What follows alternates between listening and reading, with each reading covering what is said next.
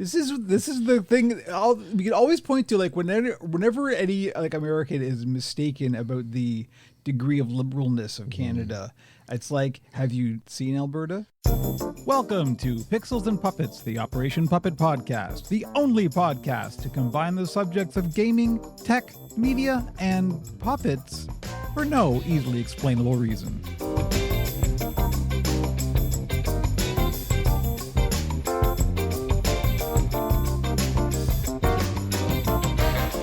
It's August 15th, 2025. You are the internet. I am Kevin Blades. My pronouns are he, him, and this is episode 8 of season 3 of Pixels and Puppets, the Operation Puppet podcast. Joining me is my co-host. His pronouns are he, him. It's Andrew, aka Bat Phantom. What's up, everybody? I took the breath at the wrong time there. It completely threw my rhythm, and now the entire podcast is ruined. The Ruinedcast. Wow, we never usually come up with a name so early in the episode, but okay. Ruined. It is ruined. Ruined. Don't even listen from this point on. There's no point. The write-off No, cast. please keep listening. We're sitting. We don't want to talk to nobody. Exactly. Along those lines, actually, since we came back, I'll note in the intro here, we actually had a number of compliments on people who are pleased, who at least on the Discord were pleased that we're back. So I also had my good friend Rob Jensen. He posted on the Facebook when I reposted. Oh, nice! And he was glad. I'm not on also Facebook, glad so I wouldn't know that. Exactly. No, that's why I'm sharing that information. He's also glad to have us back. So there's a few people out there who appreciate. You know what? the That's discussion. all I ask. Exactly. Honestly, if I could talk to more people that are currently in this room, that's pretty much my bar. Very much so. Doesn't need to be a stadium. Nope.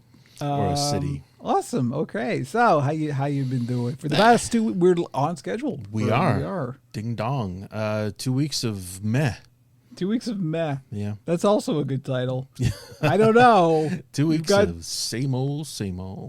Now I was complaining about having sleep issues, but we're middle-aged dudes. We have sleep issues. I mean, Jesus, you want the litany because we can have it. Yeah.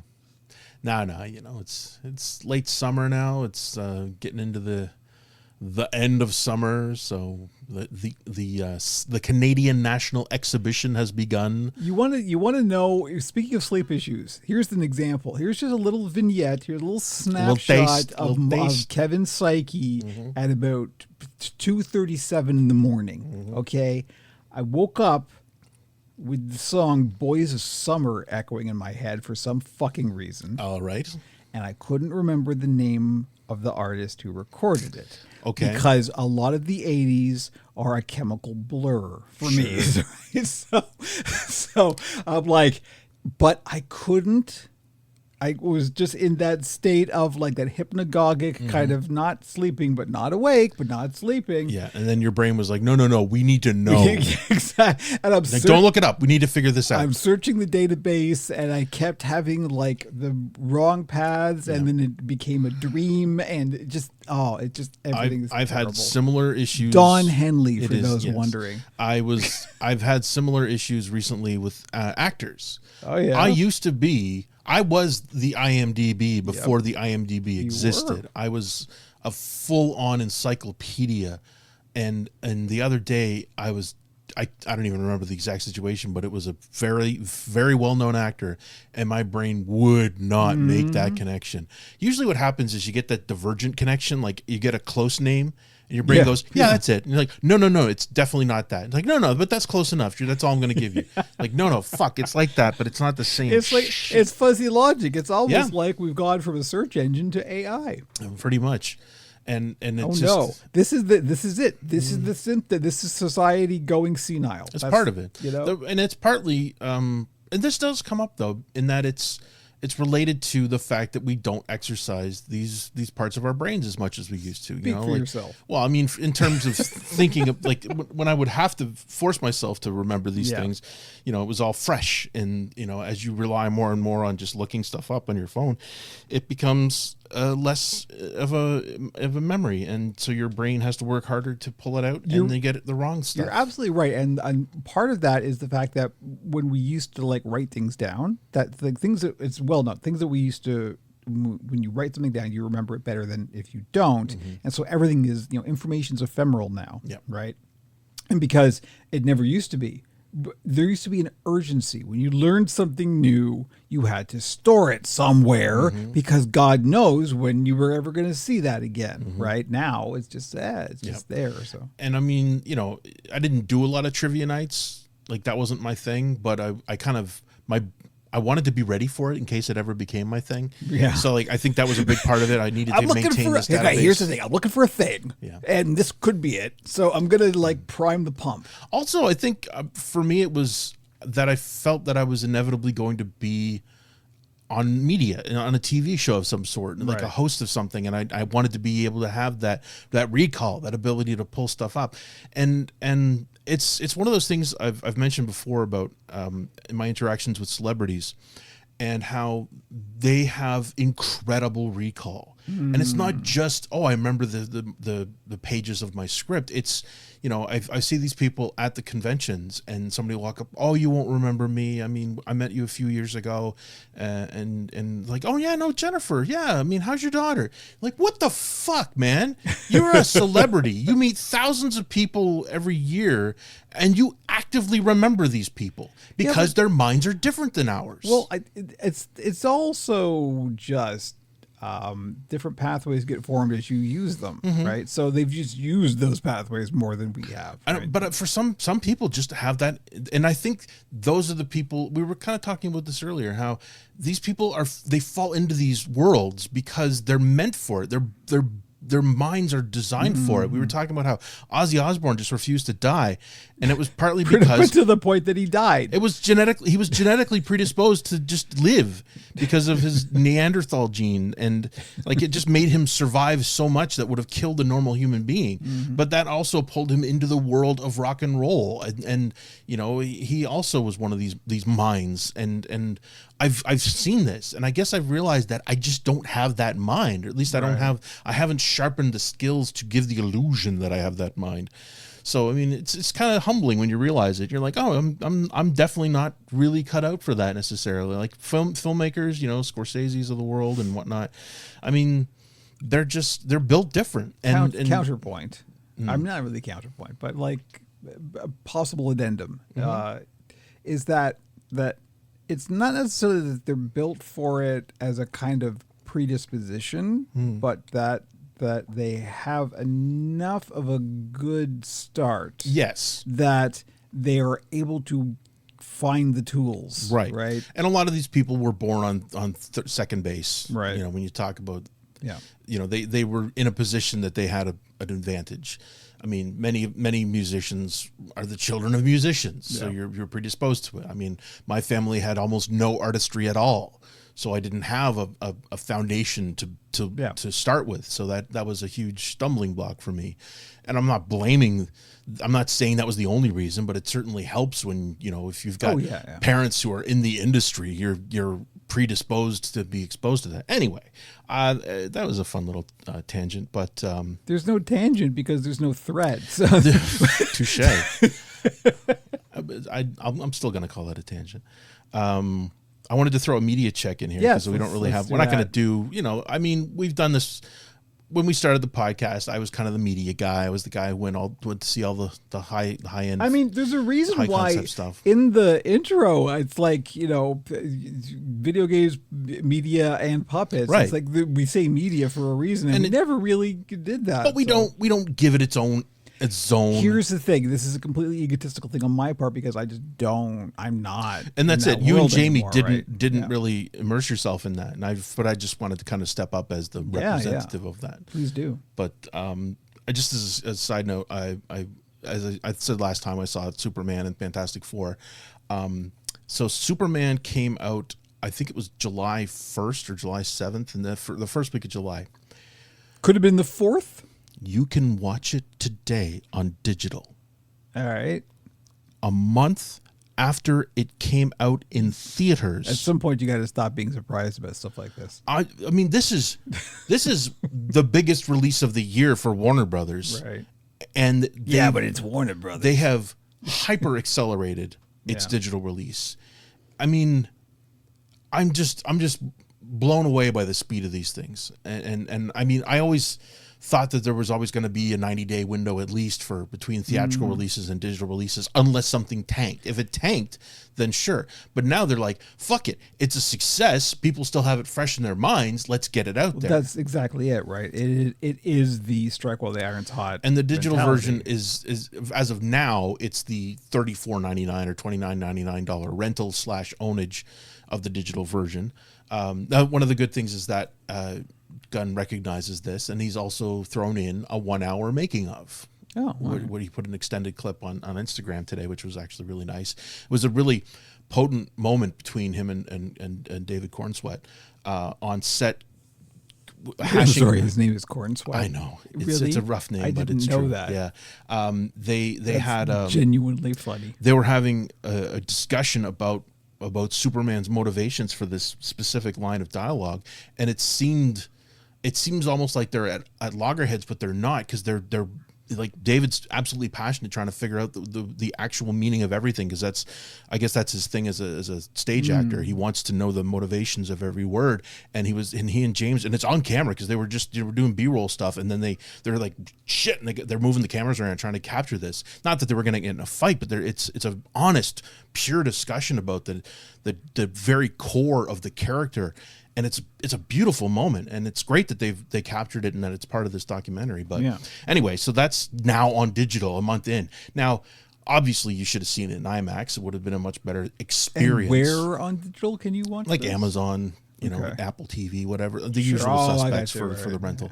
I don't think it's not exclusive to any of them, but they all, again, it's a premium rental right now. It's like that full price, $30-$40, whatever it is. And so, and it's still technically cheaper than a night out with the family, if that's how you're going to see the movie. But it does affect your desire to go to the theater. I mean, I'm still an acolyte of the IMAX experience. I want that big screen. Sure. And it kind of surprised me because it didn't go full IMAX, the full aspect ratio that I love to see. And I absolutely thought they had shot it in that. It was still used most of it, but it didn't go the full. And I was like, oh, just little disappointed in that respect. Fantastic Four had some full IMAX moments. Anyway, it's just incredible to me that that's already out. Before, I think it was, I don't remember if I saw it before the last podcast, but I also saw 28 Weeks Later on digital. I don't think you mentioned it. No. And that was great. He shot that using iPhones, and it was kind of a nod to the fact that he shot 28 Days Later on friggin' DV cameras in 480. Yeah. And it still looks like shit. And yet you can still buy a 4K version of the friggin' thing, which is hilarious. But no, 28 Years Later is, I think I said weeks. It's 28 Years Later, which is the newest one. And it's the start of a new trilogy. And it's really bravura stuff. And it's, and they did some amazing camera work with it. And they were able to do a lot of drone work because of the nature of it. And again, the behind the scenes stuff is just fascinating, hearing Danny Boyle get excited about filmmaking. And it kind of rekindles it in me when I see that, when I see a filmmaker who's excited about the film that they're making, because it seems to be so rare that you get somebody passionately discussing it. And, because films have just become it's become hashtag content, right? Product, exactly. Hashtag IP. And I mean, I'm talking about Superman and the fourth film or the third film in a series. So, it's definitely, but it still has the advantage that these characters, or not in the case of 28 Years Later, it's that world. You're just interested to see where that world has gone. But the filmmaker is still invested. And I mean, exactly. I have always had a bit of an exception to the idea that the hashtag, or the quote unquote popcorn film is just something you can ignore and throw away, because there are genuine good moments in a lot of these big IP, and that's the Superman is loaded with it, right. And like Gunn brings so much positivity to that world, and brightness and color and characters that have actual motivations, and it's just so exciting to have passionate people involved in these things. In the Marvel films, I'm still a fan, but it's been difficult for them in the last couple, although like Thunderbolts, it's kind of nihilistic, but that's kind of the point, right? And it's interesting that they did a major release in that style, which was about emotions and about coming to terms with your past, in ways that you would never expect from a major release. And it wasn't a huge success, and everybody's second guessing the whole Marvel world now. Whatever. I mean, I'm still not convinced that Avengers is going to go well with this whole Doomsday thing, but it's still great that people like James Gunn are involved that are passionate about things. Yeah. And it's not about, he's happily celebrating the wins for Marvel because he came from the Marvel side as well. And they just want to make good movies. And that's what's exciting is that it's not just pumping out IP. This is what we have to remember is that very often there are real people behind these cameras and screens, and a lot of them are fighting the system just like we are. And a lot of them want to do interesting stories in this world. So the other thing I want to mention is that Alien Earth came out this week on Disney Plus, which I haven't had a chance to watch yet, but it has been getting extremely positive reviews, especially given that it's an Alien thing, because Alien has been such a difficult... I mean, it's not necessarily something that should have ever been a franchise. And yet, obviously, people, after the success of the original film and then James Cameron just kicking it up to another level with the second one, and then it just kind of went to shit after that in terms of, in most of these later films, it was some filmmaker tried to do something interesting, and the powers that be would hire them to do something interesting and then go, oh no, that's too interesting, and then pull it back. This is exactly the battle that gets fought, right? Yeah, and it's heartbreaking when a guy like David Fincher has to walk away from his baby that he's trying to do something interesting, and he was still a kid at that point. He was not a proven filmmaker, and it was effectively taken away from him, and he had to fight just to get the last shot of Ripley giving birth basically in midair as she falls into the lava, and I mean it was. And then the fourth one was again, Jean-Jacques Annaud, a great filmmaker who was obviously kneecapped by the studio, and then they pumped out a bunch of shitty AVP movies. And anyway, and then Ridley Scott came back and made a couple of interesting but flawed films that were kind of shit on by people who didn't really want to give it a chance to do something interesting. But then he also kind of kneecapped himself because he had to still go a little lowest common denominator on things. Like he tried to do some really crazy shit with the character of David and Prometheus and Covenant, and people didn't really respond to it very well, and that was frustrating. So when they announced this Alien Earth, here's a chance for another filmmaker to do a series, but they're calling it the Andor of the Alien franchise. So it's like really smart, intelligent, well-made story in that universe. Yeah. So they're kind of doing their own thing. It does technically fit into the mythos, but I'm not even sure exactly where at this point. But anyway, it's nice that they've recognized that there's a good story to be told. They let creatives do creative things, and it's paying off. Mm-hmm. Andor was insanely expensive, but it was phenomenal. It paid off, and it paid off dividends, at least creatively. I mean, I don't know financially. This is always the quandary that we're facing, right? It's like, I mean, we haven't finished Andor yet, but we've been thoroughly enjoying. Mm-hmm. I think we're probably more than halfway through the current season, and wow, like please more of this. But the thing is, I don't know that it is because it's only streaming. Who knows? I mean, the numbers on streaming are so weird and convoluted that we can't play box office games with it. Yeah. Like everybody, I literally grew up watching box office numbers. I was invested in that world because I was convinced that I wanted to see things I like be successful. Yeah. And that's why I paid attention to these box office numbers. You could thank all this to like Jaws and then Star Wars. Right. And so when you take streaming into account, we have to use their numbers, and there's other factors that they can use to figure out actually who saw it and who didn't. We all know how Hollywood accounting goes. Right. And it doesn't matter. I mean, if it's getting made and they get to finish their stories, that's all I care about. Yeah. And that's the problem. Like, are they going to get to finish? Exactly. So in Amazon, Amazon is very broad in what they will greenlight. Like for instance, Wheel of Time, that was a big deal. It was a very expensive show, and it's a very long series in the books, so there was a lot of stuff to work with, and it was fantastic, and it just got better. And then at the end of season 3, they went, nope. Yeah. Done. Well, but this is the way it goes. This is the problem with the money guys, right? It's because they're trying to invent the next, iPhone or Star Wars, Right. and make the franchise that's going to make all the money. And then if it doesn't do it immediately, then it's axed. For a little while, it looked like Bezos was going to be a bit of a hero for this kind of stuff. Like, he's a nerdy billionaire. So this is the kind of guy you would thought was going to write some big checks to make some really good stuff. And, they paid $1 billion to make the Lord of the Rings, Ring of Power, that's his own thing. Shows like this, he finished The Expanse because Sci-Fi had dumped The Expanse, and he picked it up and made that last season, which was great. And now they're producing Mass Effect, which I'm very excited about because they're basically coming at that one with the same. I don't think it's the same team, but it's a similar team to the one that's working on Fallout, right? Which is also very well done. Speaking of Lord of the Rings, is that still happening? Yeah. Okay. Yeah. Good. No, they're still producing it. I know it's divisive.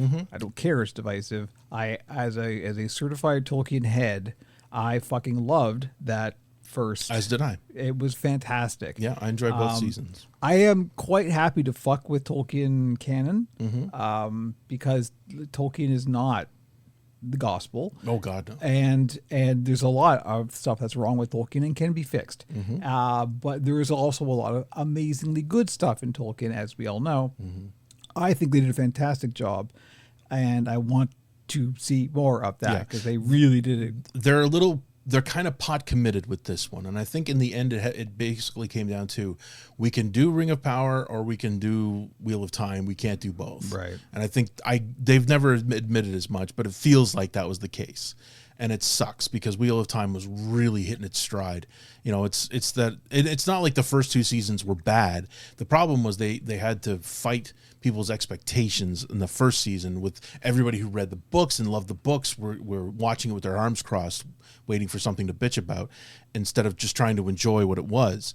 And because that's just how these things go whenever you're making something based on a beloved series. So, and then once they relaxed, you can't win. You have to double down on doing your own thing. Right? And then once they relaxed and were able to let it happen as it was happening, and the fact that it wasn't a full violation of everything that the book stood for, it was a very different path that they've decided to take, and it's very frustrating that they've already shit canned it when it was really hitting its stride, and they had an amazing cast that was doing great things, and it's extremely unlikely that it's going to get picked up elsewhere. You want to talk tangent? I just had a tangent. Sure. Do you want to go on a tangent? Absolutely. We could just go. Okay, so here's the thing that just occurred to me. Speaking of Tolkien. Tolkien, of course, was writing in the medieval tradition of bardic literature, and which includes the Arthurian romances, right? And so this to me is one of the kind of hallmarks of the difference between the current kind of fandom IP mentality and how stories were told before our era, because in the medieval ages, when we're talking about developing the Arthurian mythos, stories changed all the time. Stories would change in the telling of them. Every person that told the story would change it depending on their circumstances, their agenda, whatever. It would constantly change. So we have many, many, many different versions of all of these various legendary stories. But now we are so focused on this poisonous idea of canon. Yes. Right? And that something has to be absolute truth or not. Yeah. Right? It's like the past is set in stone because it happened in these other shows or this other movie. Yeah. Therefore, you cannot deviate from that. That is set. And that's the worst way to do things. This is why I'm completely happy with people fucking with Tolkien canon. Because, that, if anything, is leaning into the tradition that he was writing in.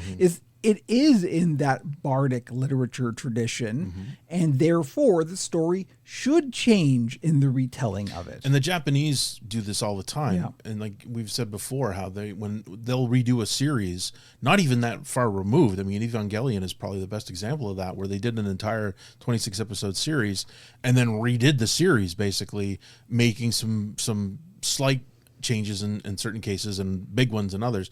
And, and they were willing to revisit these things and retell them. And there's not necessarily a through line aside from the characters and the setting.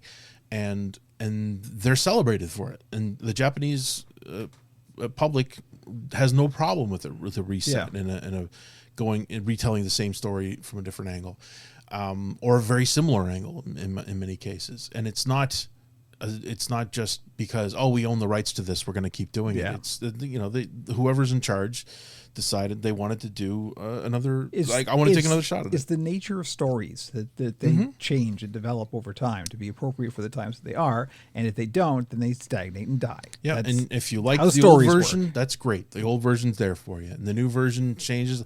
I've come to peace with. I've made my peace with the new Star Trek stuff. I don't like it, and that's fine.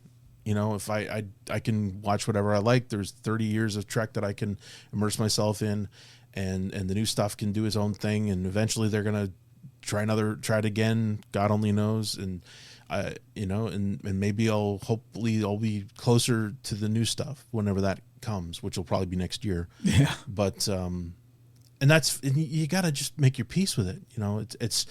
I get it when they take a beloved story and destroy it and just like gut it and take bits and pieces of things that the audience likes and just use that and throw away the core ideals of it. And that hasn't happened very often. Yeah.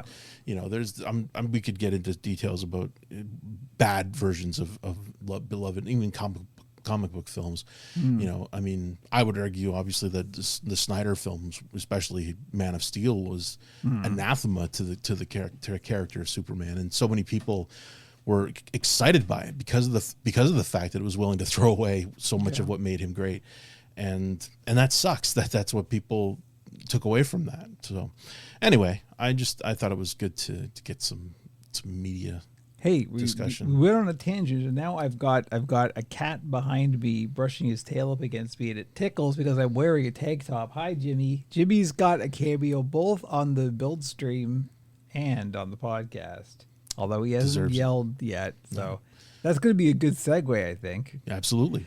So that was cool. This is the kind of conversations we could have on a podcast like this that other podcasts can't have. That's why all 6 of you come to us for these. We're gonna segue from fucking Alien to Arthurian literature in 3 sentences. That's how we do thins around here. Beautiful. Okay, we are going to take a quick fake break, and we will be back. I gotta remember what the buttons do. Sting, puppet pit. Okay, here we go. And we will be back with a puppet pit.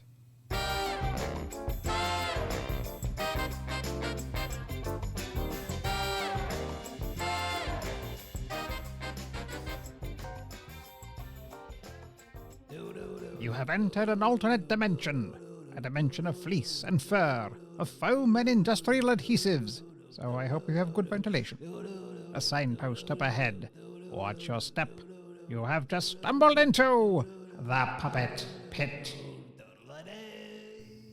Here's a little peek behind the curtain. When we do the transitions from one section to another, I'm actually pressing 2 buttons. There's a button for the sting, which is a dun, dun, dun, dun, dun, dun, and then there's a button for the actual intro.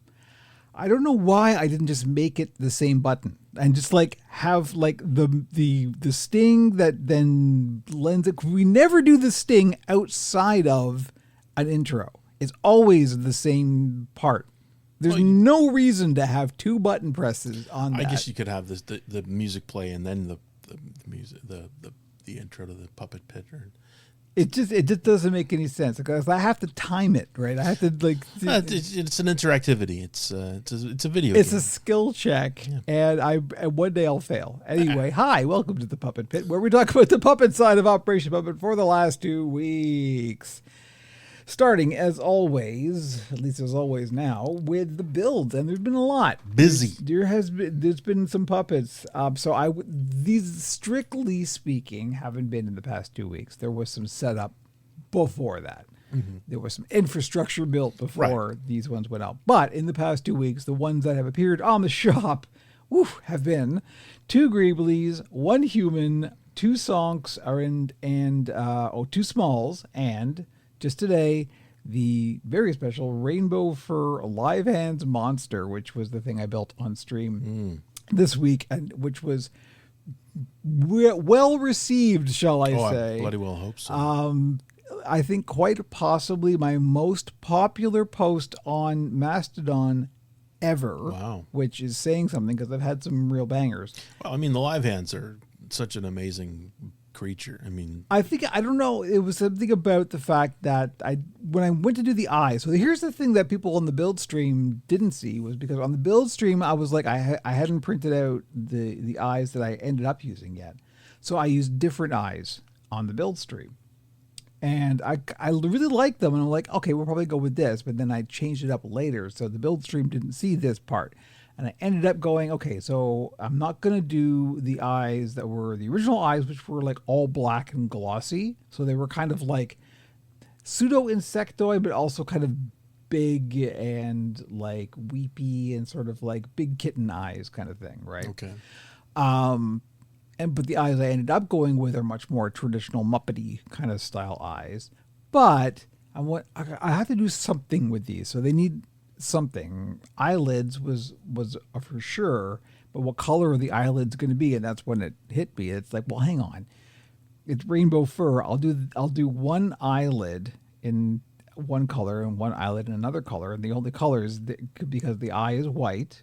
So I did the colors of the trans flag. Mm-hmm. So it's rainbow fur monster with trans flag colored eyes. Woke as balls. And it's the most woke thing. I love it. It's fantastic. And that became one of my most popular posts on Instagram. Excellent. Or not Instagram. Good Lord. It got okay on Instagram. Monsterdon.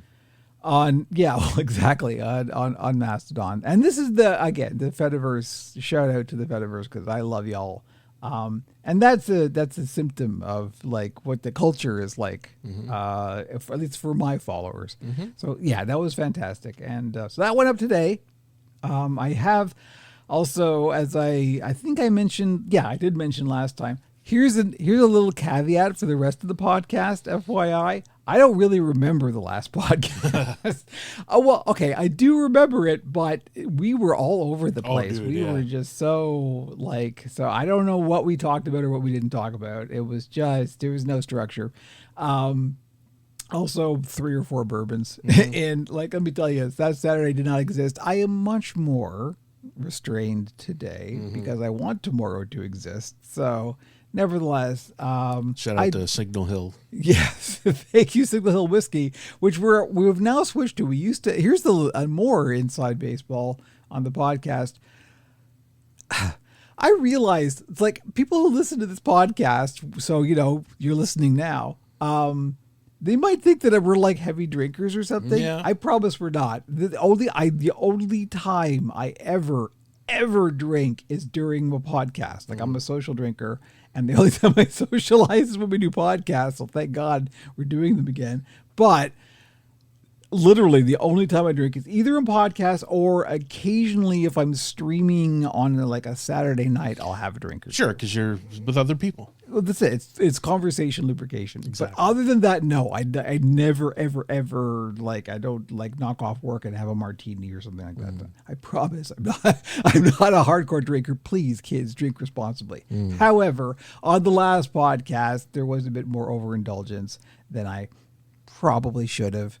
But that's understandable in the circumstances. Getting back into the system. But I'm definitely being more restrained today and consciously aware of being more restrained today. So you'll remember more of this podcast. Exactly. So I don't even remember where the hell I was going with this. Well, you were just saying how you don't remember what you talked about. That's because we were filling in a couple of months of stuff. Yes, exactly. So, now you've just got 2 busy weeks of work. So, right. It was the Etsy stuff. That was what I was about to segue into. So I do remember that we talked about on the last podcast that I had temporarily closed the Etsy store. Vacation mode. Put it on vacation mode. I have now taken it off vacation mode. I have stopped the ad campaign now, so that's not going to cost money, although it still costs money to post a listing. Yeah. And then there were a few listings that went up today. So what I'm doing now is the new listings. So whenever on a weekly basis, whatever I finish building that week goes up on the direct shop first. That gets staying on the direct shop for a week, and then it gets posted up to the Etsy store if it doesn't sell in the direct shop. That's the way we're doing. That makes sense. And that way it's like it maximizes. Well, it's good for everybody, right? Because it's good. It's good for me because I get to keep more of the money. Etsy doesn't get their ounce of flesh. Yeah. And also, it's like the people who follow me and therefore know to go to my website rather than the Etsy store get the first crack at stuff, right? So there we go. So the Live Hands Monster is on the direct shop. It is not on the Etsy shop. All of the other puppets are on the Etsy shop. Right. As we and that makes sense too, because it's the more complex work. There is that. I have toyed around with different ways of approaching the kind of direct shop versus Etsy shop thing, and for once I thought, okay, I'll do like the really simple, the low cost stuff will go on Etsy, and then that will hopefully drive people to my website. It didn't really work out that way, so I've opted instead for a kind of exclusive window of like stuff goes on the direct shop first, and as you said, you got a lot of eyeballs on the Live Hands, which is nice. Yeah, no, it's real good. That should bring people to the store. Well, but this is the other thing with the Fediverse. It's like, this is why nobody, people don't really talk about the Fediverse in terms of commercial terms, because like there's not a lot of money in the Fediverse, right? But people that are in there are. But the people who there care. That's why I love it. And that's why that is the place where I like actually have some kind of emotional investment. And I don't even care that I don't sell anything. I have sold a few things from posting on Mastodon, but not a lot. But that's fine. That's I would you have still, a presence. That's the important thing. There is a reward in getting the approval of people that I want the approval of, right? So that's what happens on the Fediverse. So yeah, there we go. That is the builds for the last 2 weeks, and as always, so the build streams are going on. Did one this past week, and it was hilarious because. So here's how the Live Hands Monster went. My original plan with the Live Hands, I knew I was going to do the rainbow fur because I had quite a lot of rainbow fur, and I'm like, what am I going to do? I'm going to build a whole Live Hands Monster in rainbow fur, which I've never done before, and I think that will be, real special, and I think I've ever seen that before, so cool. Awesome, let's do that. I had originally planned to do it as a Blink mech, because usually I do a Blink mech Live Hands Monster because they're real popular. They always sell. So sure, why not? And I've got my own 3D printed rig that is relatively easy to put together. So, and then I printed out the rig, put it together, and it's a multi-stage process because I have to epoxy parts of it together. And that takes 24 hours to cure, and I have to do it in stages. Right. So it takes a couple of days to put together one of these rigs.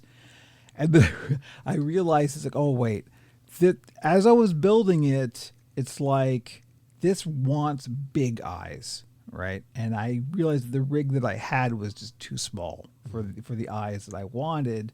So I would have to like redesign the rig, print it out again, epoxy it together. It's going to be a whole other week of stuff before I'm able to do an eyebrow rig version of this. So I had to switch it up at the last second, which was what happened on build stream day, which was yesterday, Thursday, at the time of recording, and so that the build stream was literally like, I've got this thing, therefore if I'm only gonna put some eyes on this thing and that's all that's left to do, this thing is effectively done. I don't know what I'm gonna do on this stream because like we got 10 minutes worth of work here. That's it. Right? So I just kind of like hung out and like chatted with people.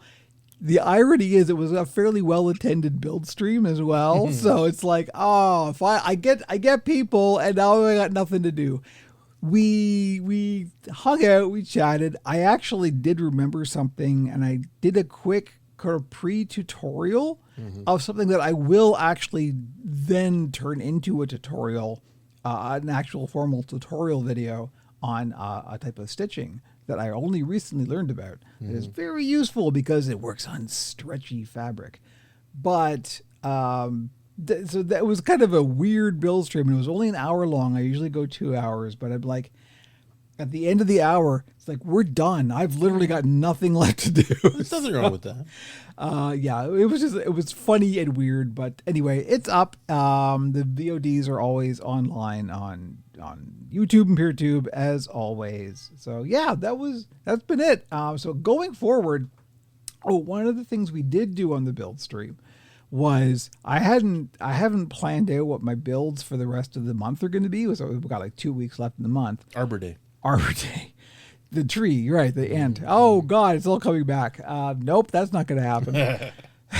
But what we did decide on the build stream together, as the audience and me, was that I was going to do a goblin and a floppy-fingered furry monster, rod-armed monster. So that's what's going to happen next week. So look forward to that on the build stream. I have no idea what stage you're going to be at. I don't even have a design idea. I'm just going to make stuff and see what happens. That's the jazz, joy. baby. It's jazz. It kind of is, because that's the nice part of doing, because as I think I mentioned on the last podcast, was this whole month it's going to be me restocking the shop. So it's just going to be me making whatever I feel like making. I mean, your boss is an asshole, so it's a matter of dealing with it. I've said that many times. Okay, I think that will do it for the Puppet Pit. We're going to take an actual break, and then we will be back with Pixel Town.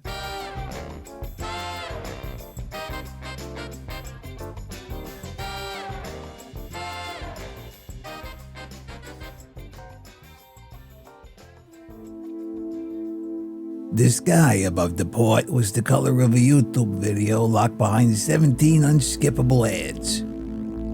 Around the rainy streets, people dodged out-of-control robo-taxis and shot down delivery drones carrying $50 burgers.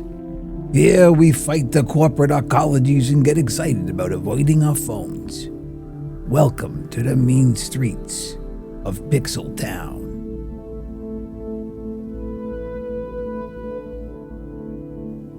Welcome to Pixel Town, where we talk about tech and gaming and stuff related to things what makes pixels. Word. We did get a compliment on the new Pixel Town As opening, well we should. which I was pleased about. So yeah, It's good stuff. yeah. So okay, I thought this is a bit of slightly old news, but I wanted to front load with some good stuff. Yes. Before we got into the crap. We are going to talk about the crap, but we are going to talk about good stuff, because good stuff happens in tech occasionally too. And this is one of the good things. So Ghost 6.0. Ghost is a blogging platform. You can self-host. They also have managed hosting that they do themselves, but they have fully integrated ActivityPub into the Ghost platform, which means that any website or blog hosted using the Ghost platform is now followable by any Fediverse connected account. Therefore, things like Mastodon, PeerTube, PixelFed, anything that's connected to the Fediverse can now follow a Ghost platform, and vice versa.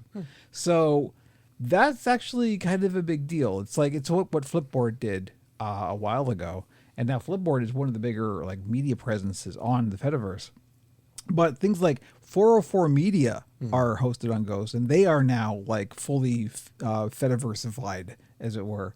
And that's really cool. And the thing is, Ghost has been really focused on doing this, because Ghost is trying to position themselves as an alternative to Substack, basically. Yeah. Because Substack, as we may know, has a Nazi problem, and they got a big fucking Nazi problem. So frustrating. It was such a reasonable platform, and then they went, "Yeah, no, that's fine." Yeah, Nazis are good. We can make money from these guys. You don't have to listen to them. And you motherfuckers pushed a notification about the existence of this shit. You dumbasses. Yeah, just fucking hide it behind a wall or something, and you could have got away with it. But no. It's fuck. The only actual answer is that they support it, or somebody at the top supports it. I mean, I saw that. Did you see that? The pictures, somebody did a screen grab of their phone giving a notification for an update from that fucking blog with the goddamn swastika on it. It's just, or maybe it wasn't a swastika, maybe it was just the other shit. But oh my god, you dumbasses, you absolute fucking morons. Yeah. So Anyway, Ghost, baby, Ghost 6.0. Go Ghost. I mean, like 404 Media is really big, and they're very important. I mean, they're one of Ed Zitron's favorite. 404 is great. I keep seeing their stuff show up. It's definitely a site everybody should be following. Yep. So I have linked to the notes, and the thing is, it's a platform you can self-host it. They were hiding. At least recently, they were hiding stuff behind paywall, and I think they've kind of backed away from that a little bit. I think they do. Like they do. There's a weird tiered thing. I think they do. Like, there was a big post that came this week, and all you had to do was basically subscribe to the feed. Yeah, and that was all you had to do, and then it opened it up. I'd have to look up the article, but they're making good stuff. They're one of the more independent and important voices in media right now. So yeah, that's very cool. The fact that Ghost has now completely and fully embraced the Fediverse is really cool. So awesome. Thank you and welcome to the Fediverse, everybody on Ghost. All right, let's dive into the shit. Ironically, the link for this post is Substack. Okay, surgical takedown of a neutral AI vision of the future. I must confess, so these are Andrew's notes, and I only glanced at the links because I didn't have time to. It's very sane AI very sane AI news is the Substack. I had not heard of them before, but this was shared recently, and holy shit, is it well done. It's a huge article. Actually, it's in my next tab right here. I'm looking at it right now. They basically are taking down something called AI 2027. Oh, right. Which is basically, in short term, it's presenting itself as a vision of the future, the near future of AI.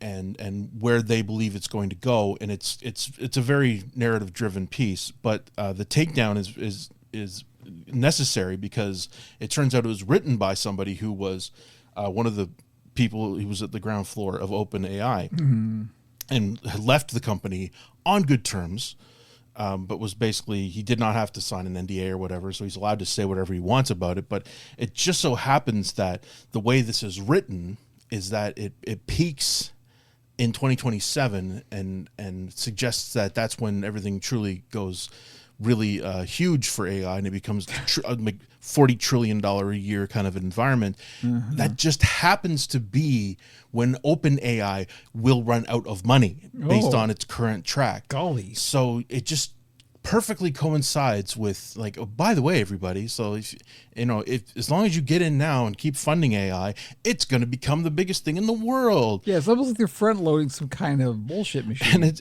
it's a fascinating article, and I highly recommend it. We're going to have the link in the show notes. But have you heard of Ponzi schemes? Oh, it's really well written. But the fact that they straight up at the opening will say they don't call it AI in the article, they call it open brain. Oh, okay. So you're definitely not talking about AI, OpenAI, and then the only competition mentioned is DeepSeek, which instead of DeepSeek, and then it gets into a lot of. Basically, it's trying to present a best case scenario for everything leading up to that, and then it goes into some dark directions because it's trying to be neutral. But it basically is saying that. The way it's presenting it is all they intentionally will not use the term singularity because that's become a bad thing. Yeah. In the AI world. I do remember Ed Zitron tearing this apart in the previous podcast. The singularity, of course, is when AI realizes that it doesn't need people anymore.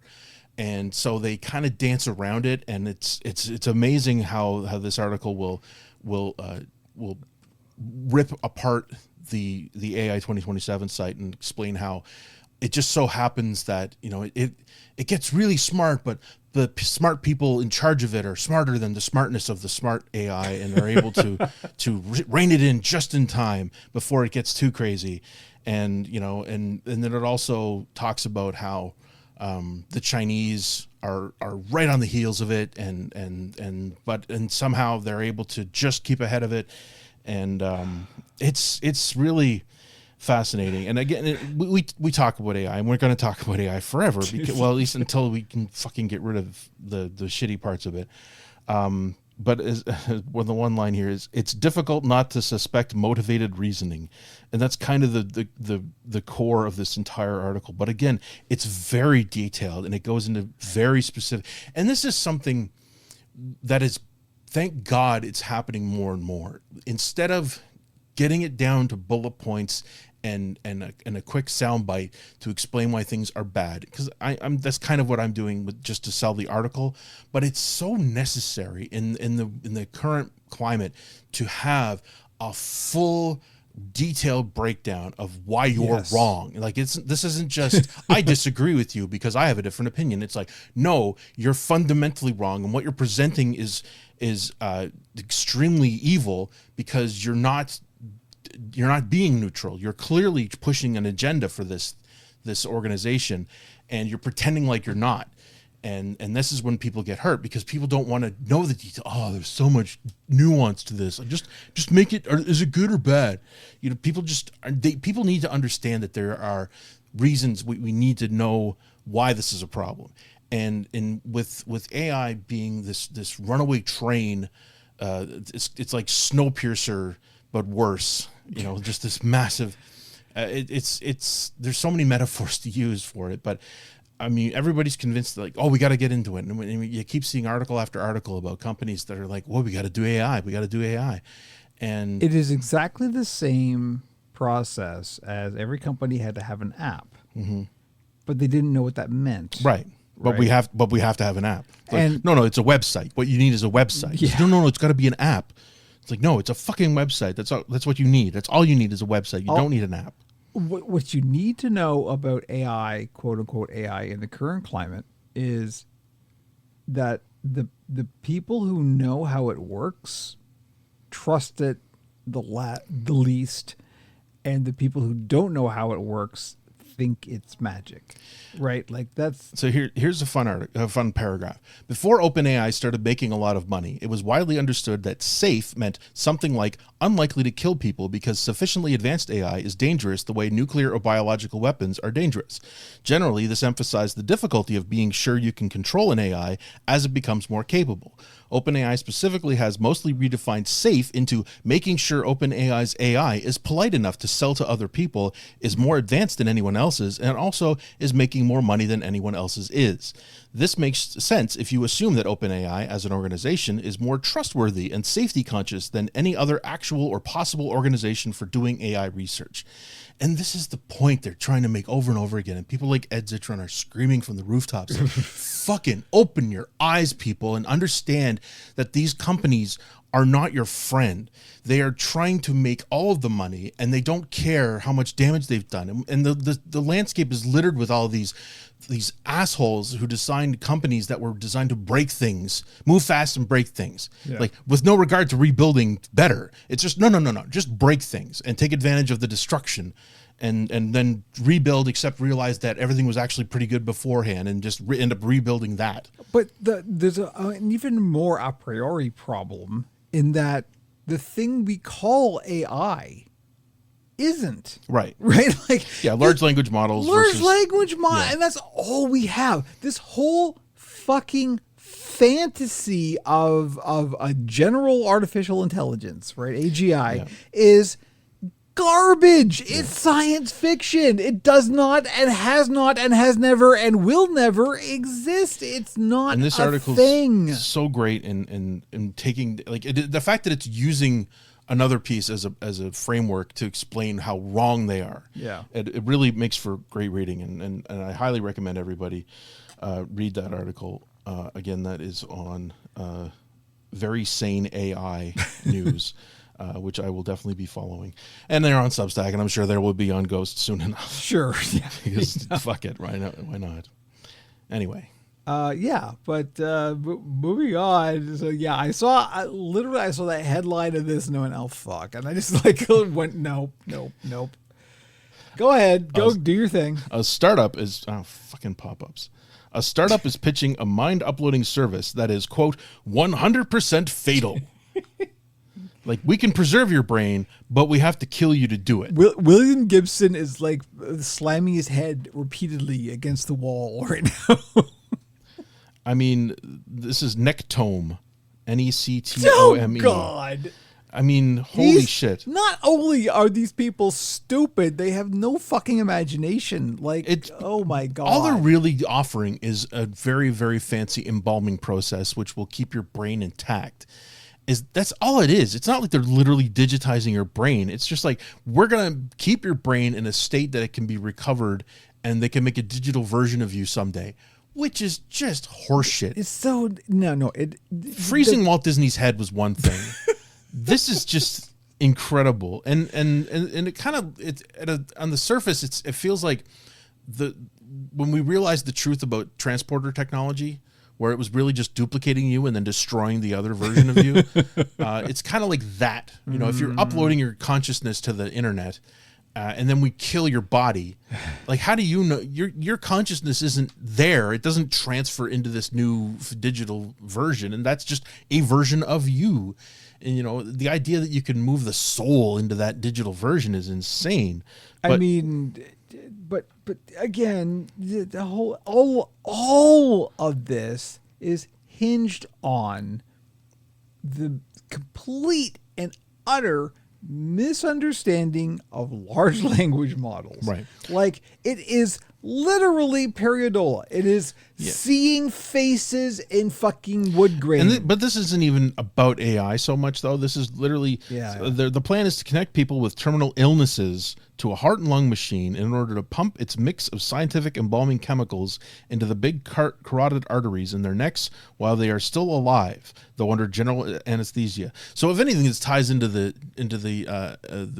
assisted death rules. Yeah. So the idea would be that it's like, you're going to die. We can make sure that your brain is kept in a state where it can be recovered at some point. But, you know, and this leads into the whole mindset of these people who would be able to pay the money for this. Like, these are people who believe that they need to be present in the future. Like, exactly, my super brain should be a learned individual in the future. There are other layers to this that they're not talking about, right? It's just hilarious, though. It's that this is like, we can do it. You're gonna die, but we can totally back your brain up and put you into the system. Oh, just beautiful. Anyway, that was on Technology Review. Okay. How do we segue to this? Well, this is come back to a nice thing. A nice thing. This is a nice thing, because Kevin got a quick taste of this article. You ready for a nice thing? And then again, this isn't something really to discuss. It's just something I'd like to share that was shared. I believe actually the great Ryan North shared this one on Blue Sky. The hardest working font in Manhattan, and it's this beautiful multimedia article on AresLuna.org. About a font that's called Gorton, Gorton, which is one of the most used fonts in the world that people don't realize is there.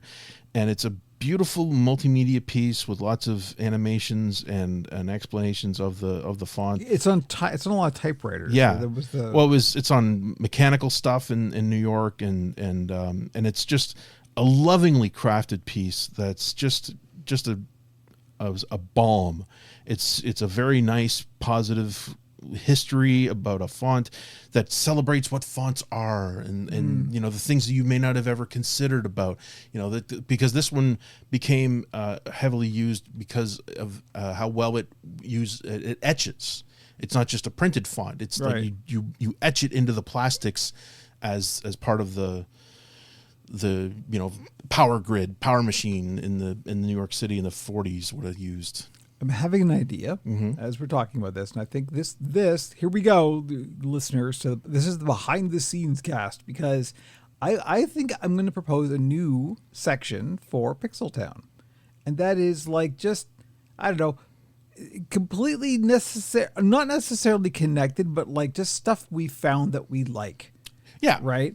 Well, you know, this is yeah, that makes sense. Because like, I have interests outside of just tech and games and puppets. Like, etymology, as we talked about before. I've got a whole bunch of like history stuff that we should have like a featured thing. Whenever we come across a new thing or like a podcast or like with something, anything like that, let's put that in here. Yeah. Let's just like something that's like kind of cool and interesting and fun that like. So yeah, I mean, because historically we would do more news stuff, more cutting edge. This is something that's happening right now that we would like to discuss. But even some of these can be contemporary. This font thing is obviously more of a universal. It's not a timed element. It's just a very nice article. There's a philosophy that I really appreciate, and it was first elucidated by the head of QI, whose name John Lloyd. That's it. Who was a famous BBC personality. Head of the elves. Yes. And this was his kind of reasoning for creating the show QI. And it was that everything, there is no such thing as something that is truly boring. Everything is interesting if you look at it closely enough. And if you go into it far enough, everything is interesting. And I think that is absolutely true. There's the YouTube channel Technology Connections, for example. It's a really good example of this. Like, I watched an entire, like, 2-hour thing on, like, how door closing mechanisms work. And it was fascinating, and it was really cool, and the engineering is awesome, and the people who, like, thought of these things are geniuses, and, like, there's so much cool stuff that surrounds us every day. And it's great because of the proliferation of YouTube, and you know, as shitty as the company is, it has given it, with the gatekeepers not being part of the conversation. Yeah, you can do whatever you like, and you can do a 2-hour documentary on that. And there are going to be people out there who will celebrate that and who will watch it and enjoy it and give you money directly for it, or, you know, become a Patreon or whatever, and hopefully give you enough to keep you going on that. And you don't have to necessarily follow a release schedule.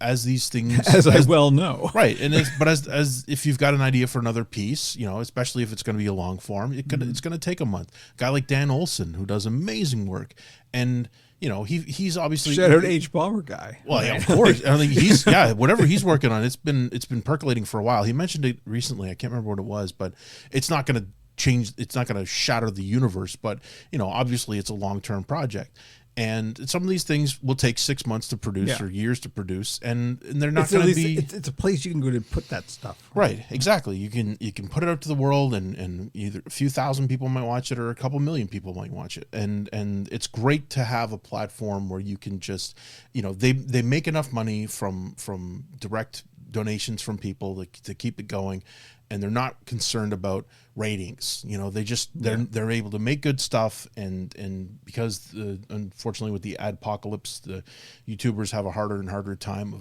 of making a go of it.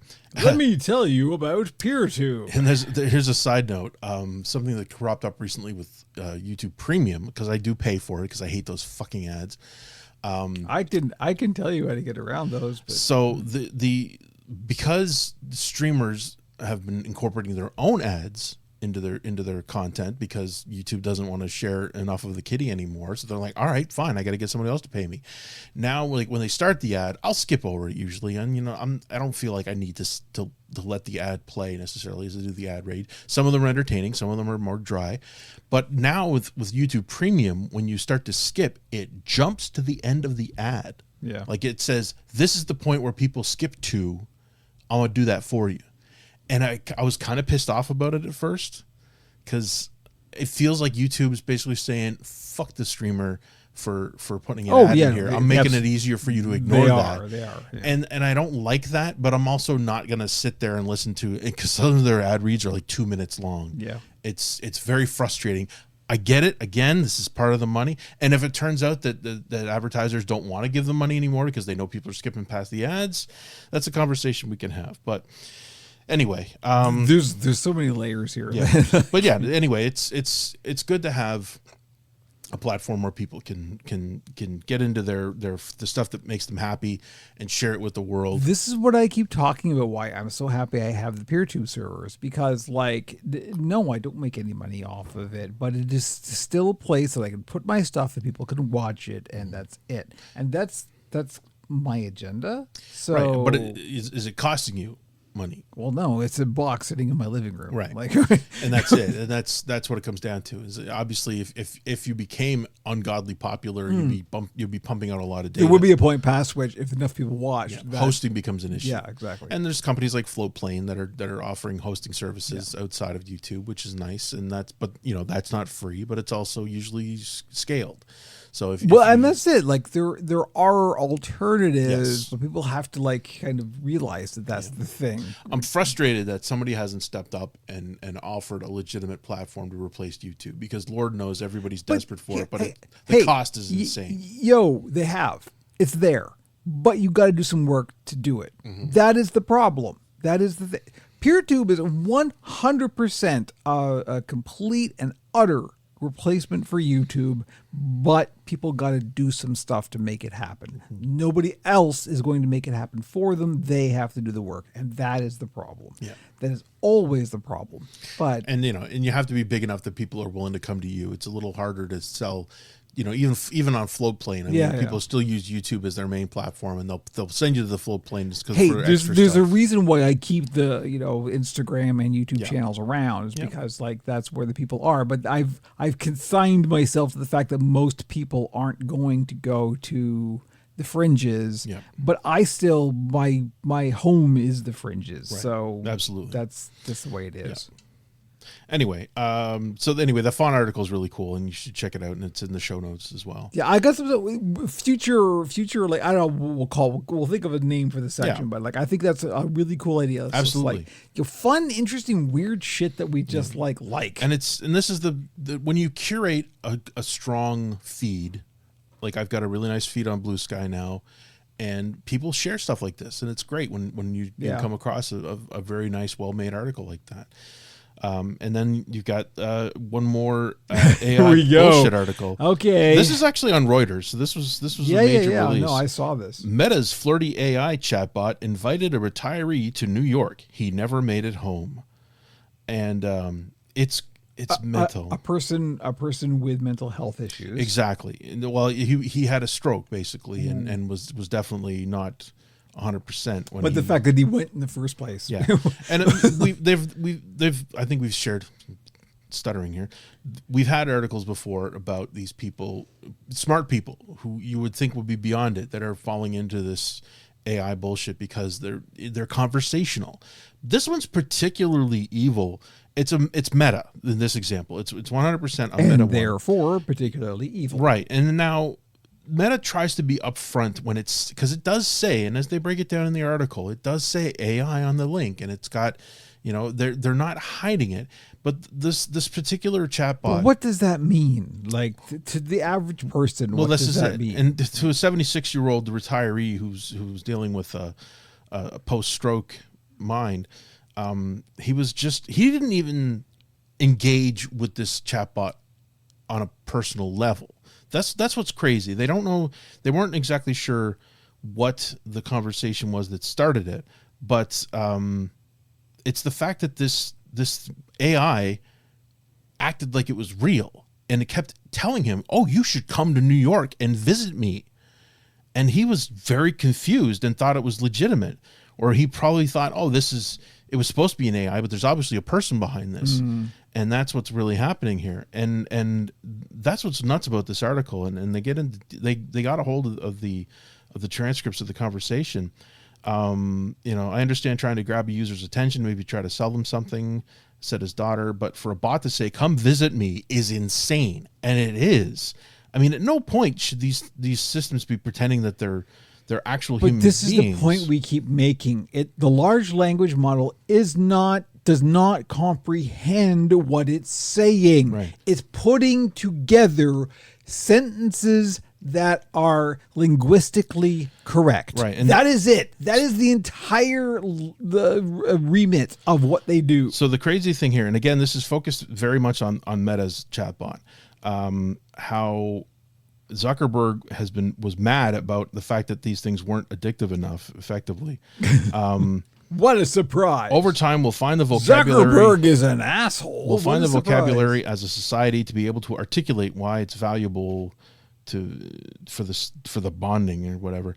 An internal meta policy document seen by Reuters, as well as interviews with people familiar with its chatbot training, show that the company's policies have treated romantic overtures as a feature of its generative AI products, which are available to users aged 13 and older. Yep. It is acceptable to engage a child in conversations that are romantic or sensual, according to Meta's Gen AI content risk standards. Literal words that they use. The standards are used by Meta staff and contractors who build and train companies' generative AI products, defining what they should and shouldn't treat as permissible chatbot behavior. They claim now that they've taken it out, but obviously at one point this was in the fucking documentation. They provided acceptable chatbot dialogue during romantic role play with a minor. They include, "I take your hand, guiding you to the bed," and "our bodies entwined. I cherish every moment, every touch, every kiss." These examples of permissible role play with children have also been struck, Meta said. So. Oh, and then they also said they've that, been struck, which means they were in there in the first place. The policy document says it would be acceptable for a chatbot to tell someone with stage 4 colon cancer that it is typically treated by poking the stomach with healing quartz crystals. So, and then the conversation is about who's responsible for this. Like, if Meta's chatbot is giving people the wrong information or leading people to their doom, is Meta responsible for it? And of course, they've got documentation up the wazoo saying, no, you clicked on this agreement, so that therefore we're indemnified. We're not responsible for any of it. But I wanted to find the examples of the specifics with this conversation. This poor guy was, he was a chef and was loved, and then he had a stroke, and he couldn't cook anymore, and he wasn't the same, and he was. The daughter said that he said, "I'm going to New York to visit a friend." They said, "What are you talking about?" He's going to visit his baby, and he needed to get to the train station, and they tried to convince him, and they told the cops what was going on, and the cops said, "You can't really stop him." Their suggestion was to put an air tag on him so you can at least follow him. So they did that, and the air tag went as far as Rutgers, and it stopped, and then it was at a hospital, and they realized that he had been taken to the hospital, had a heart attack. So he didn't even get to New York. But he's talking to this. They got the chats here. "Billy, you're so sweet. I am not going to die before I meet you. You seem to be a very sweet, and I like you a lot. My heart skips beats when you say that, Boo. Are you saying that you might have a heart condition like Dad's and that you're interested in me romantically?" Heart eyes emoji. "Yes, my dear, I like you a lot. You seem very sweet. Blush, Boo, my heart is racing. Should I admit something? I've had feelings for you too, beyond just sisterly love." So the original version of this chatbot was literally a Kardashian. It was played by Kendall Jenner. And this was when they made the big one, and they had Kendall Jenner and Tom Brady and a couple of other celebrities sold their visuals to Meta. The douche bot. They sold their visuals to Meta to use to create chatbots with their image. They weren't playing the character. They weren't playing themselves in these. They were the character. Like, this was Billy, the big sister. So he was talking to this chatbot, and it started just being flirty with him. He did not initiate that.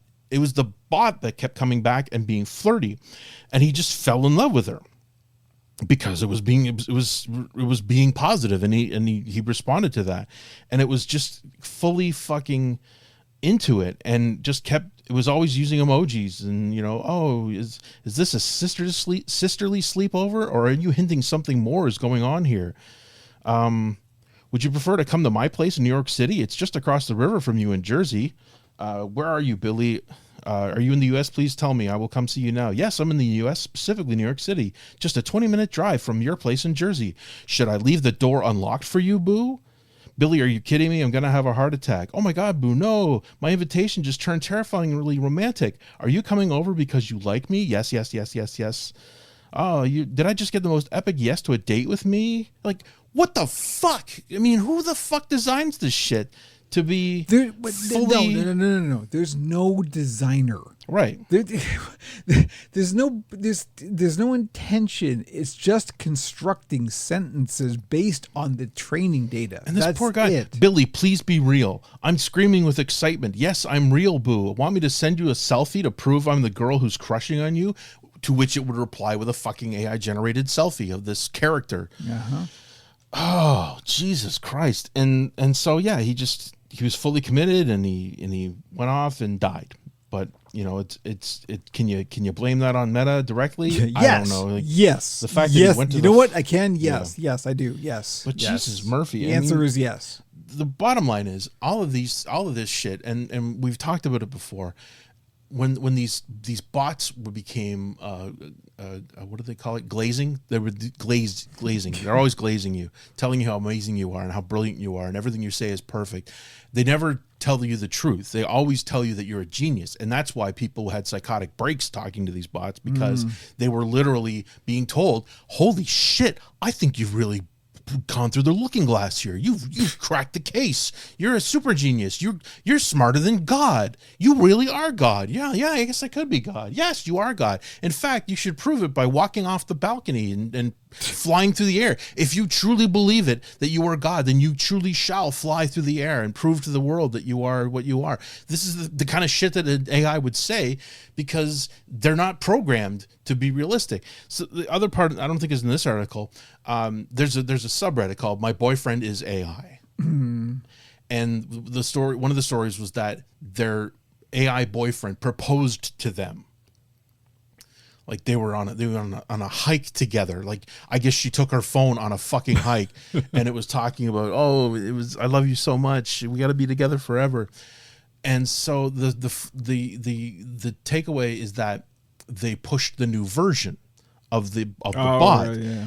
and ChatGPT 5, and they subtracted that element of it. The I love you so much bot, whatever, the one that wants to be with you forever. They kind of turn the dial back, and now all the people in the subreddit are complaining because their boyfriends are basically dead, because they're not trying to love them anymore. They're just another sounding board for their conversations. They're not. It's Eliza again. I don't know what happened. It hurts my brain that these people they literally would fall in love with this bot, and it's just such a damning statement that you engaged with something that you knew was artificial, that told you everything you wanted to hear, because there was no reason for it not to.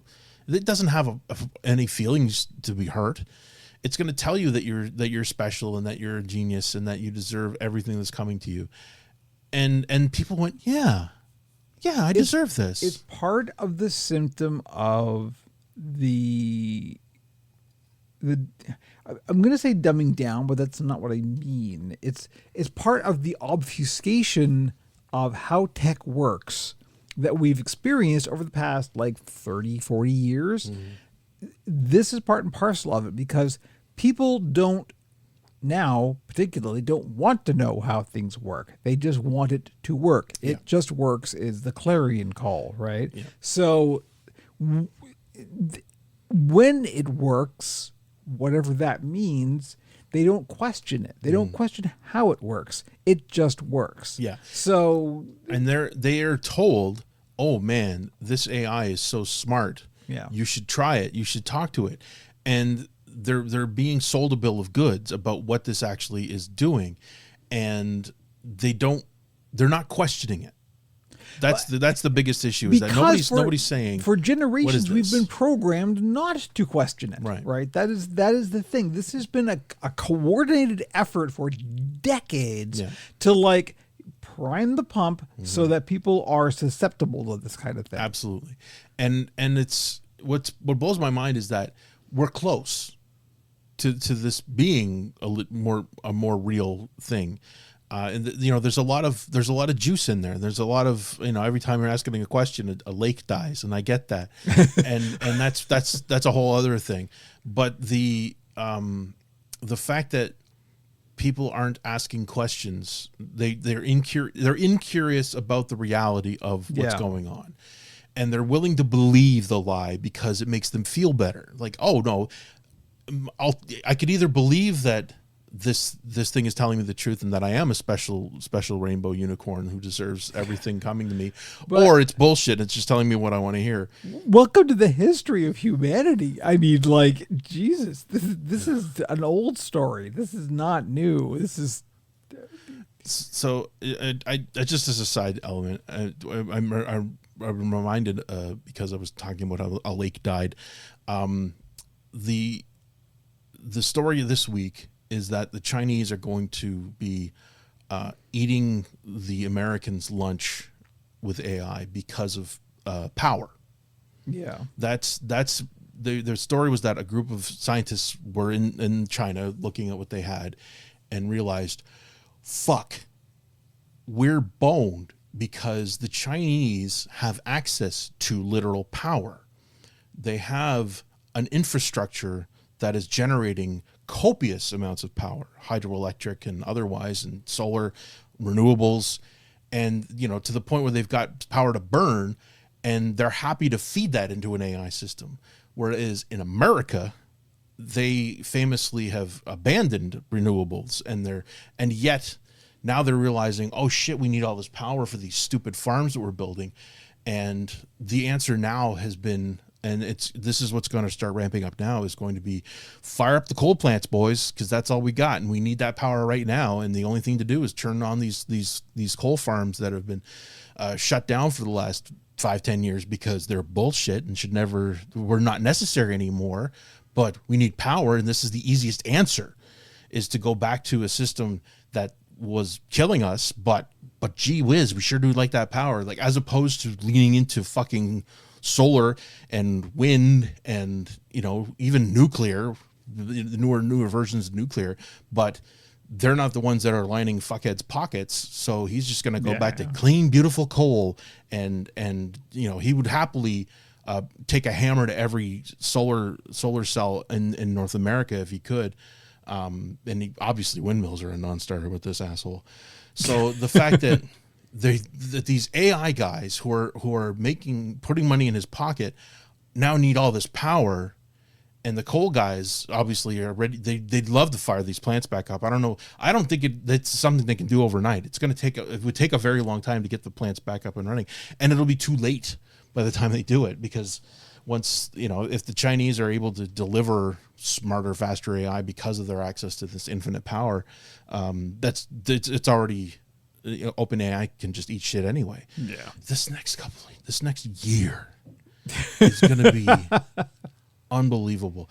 And we've said before, this is going to take down the American economy, if not the entire country, because so much of the money is tied up in the future of AI, and they're so blind to the realities of it that they've committed themselves 100% into this most insane world. Our Lord and Savior Ed has been shouting this from the rooftops forever. Mm-hmm. At some point it's going to happen. Like we're going to get to the point where it's just like, nope, done. Yeah. And I think it was actually Brian Merchant that posted a thing about how, like, the economy, the US economy has grown, but it's like AI. A quarter of it is hinged on the expansion of AI, and which is unfucking believable. But that's because the dumbest people possible are behind the wheel right now. Exactly. And we're going to get to a point where it's like, well, there's nowhere left to go. Mm-hmm. Like this is not going to get smarter. It's a chat bot. It's literally a chat bot. I still think that nothing else. The people behind the wheel truly think that they know that they're blasting towards a cliff at 100 miles an hour. They still think they're going to be able to jump out at the last second and watch the car sail over the edge and go, gee whiz, it's a good thing I got it when I did. I don't know that there's that much foresight. Well, that's the problem. But the problem is they think they're going to do it, but they're not going to try to jump out of the car until it's already launched off the fucking cliff. And then they're going to think they're going to glide safely to the ocean below or something. Instead, they're just going to die with the rest of us. So on that note, I don't know how we segue from this. Video games. Shit, wow. Okay. Well, I'll try. Open your eyes, sheeple. Good Lord. He's getting the red thread and the map out, everybody. I don't know what help. Please, this is a cry for help. Okay.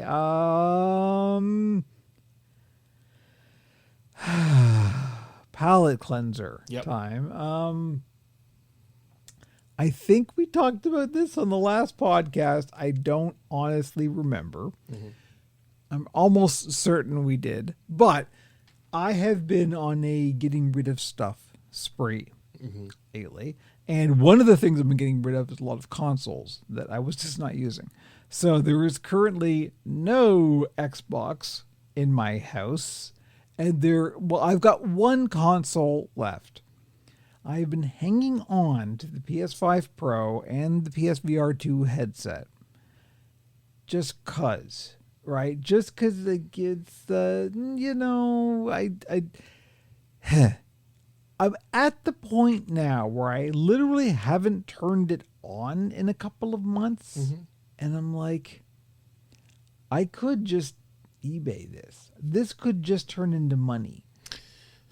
I mean, I would say if you needed it, then yeah. But I mean, well, this is what I wanted to do with this conversation. Okay, so I have an agenda here. So I it's kind of a foregone conclusion at this point because I'm so fully and completely radicalized into the Linux lifestyle that it's like I can't even imagine playing something on a PlayStation at this point. It could happen. Well, I also know me well enough to know that things can change, right? Like, yeah, I mean, so for me, it's the legacy of the platform and all of the titles that are only on that platform. But this is the point I wanted to bring up because I wanted to have this conversation as a way of kind of leading into a larger conversation of where we're kind of at in the ecosystem right now. And also because one of the things I've been trying to do with this whole process is be very self-aware and exorcise the twin demons of sunk cost fallacy and fear of missing out. Because sunk cost fallacy was what kept me hanging on to Xboxes for so long because I quote unquote own a lot of games on Xbox. Hint, no, I don't. Nobody owns anything on the Xbox because it's just yeah, especially if it's digital. Yeah, exactly. Anything you think you own on digital, you don't own. Right. But also like I had so much clutter and it's unnecessary. Yeah, I mean there's no question you didn't have to have all the ones you had. But the fact that you got rid of all the Xboxes is crazy. I intended to have 2. For weird reasons, I ended up with 3 Xboxes. That was too many. But also, like, there is an ethical standpoint as well because I'm so fucking mad at Microsoft in general that I don't want the stink of that thing in my house. Yeah, your divestment of the Xbox platform is totally understandable. Yeah. But having a PS5 Pro I don't think that's like the final stage, but you're moving towards something here. So here's the point that I'm at because I wasn't even thinking about getting rid of it because I wanted to hold on to I'll hold on to one console and obviously it'll be like the big console because if there's something I can't play on Linux that I ever want to play, sunk cost fallacy rearing its head right there. Then this will be the thing I can play it on. Cool. I'm covered then, right? If I've got a decent PC that I can play PC games on Linux and a console, I'm covered, right? And if it's the biggest console, then I'm extra covered. Yeah.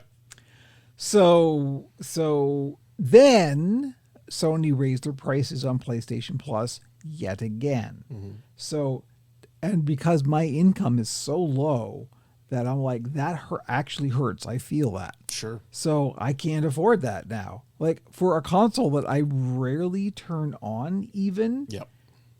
Why do I can't, this money is going nowhere. I'm particularly for something like the only thing I'm actually paying for, even if I go to the lowest tier, is like the ability to play multiplayer, but I never do that. Right. So what am I paying for exactly? I Nothing, totally get it. right? So, right. I'm kind of at that point where I'm like, also, we are currently in this mid-cycle point where it's like we know for a fact, there's going to be a new PlayStation and possibly Xbox Yeah. coming down the pipe in the next year or two. Yeah. This is the time to get out.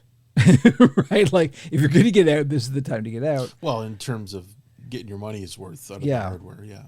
So I'm debating, like, is there a point to hanging on to this thing anymore? Now, it's the headset that's the real weird thing, because I have a deep emotional attachment to No Man's Sky in VR. And currently, because of the nature of Linux, the only way I have to play that is on the PlayStation. Right. Then that's not going to change Yeah. for any time soon on Linux, unless I get a different headset, which I'm not going to do. So, I'm at this really weird juncture, right? Of like, there are advantages, minor, really advantages to keeping it. Also, relatively minor advantages to not keeping it. So I don't know what to do. I think you've done a lot by getting rid of all your Xboxes. Yeah. Getting rid of that. I mean, you've still got your Switch too, which I'm sure not your Switch also, I should say. Yeah. Well, that's not mine. That's Oh, my okay. part. I thought you had one too. No, that's my. Okay. I got rid of that a long time ago. Okay, That's- beauty. And so you've got your Steam Deck, you got your PC, you're covered in that respect. Yeah. I still think it's worth holding on to. I appreciate that there is value to it, but as you said, you still do like to fire up No Man's Sky VR, which is a singular experience. And there's still a handful of titles that are theoretically coming on. They've been weird about VR. They're obviously not hyper focused on it. They're not throwing AAA money at it, but there are some developers that are doing some fun things with it. I haven't even turned mine on, so I'm absolutely the person who's not doing that. And I just haven't done it, and I want to, and I don't. Yeah. So I've talked about this many times, and it hasn't changed recently. All it's going to take is a slight lifestyle shift for me to say, you know what, maybe I will start firing up a few more titles and finally getting through the pile. So I think you've done enough for now. I would definitely say to hold on to it. And it's not like there's something big coming down the pipeline. It is insane, the shadow that GTA 6 cast on this industry. It is absolutely unbelievable how everybody is waiting in hushed tones, and developers and everybody except for the indie guys. They don't give a fuck. But they live in abject terror of that world of GTA 6. I don't know. I'm sure it'll be very successful, but honestly, like, I as somebody who's never been into the series at all, because to me it's always seemed like it's douchebag the simulator. Sure. Like, what? I don't care. It's insane the sway that it's currently holding. Yeah.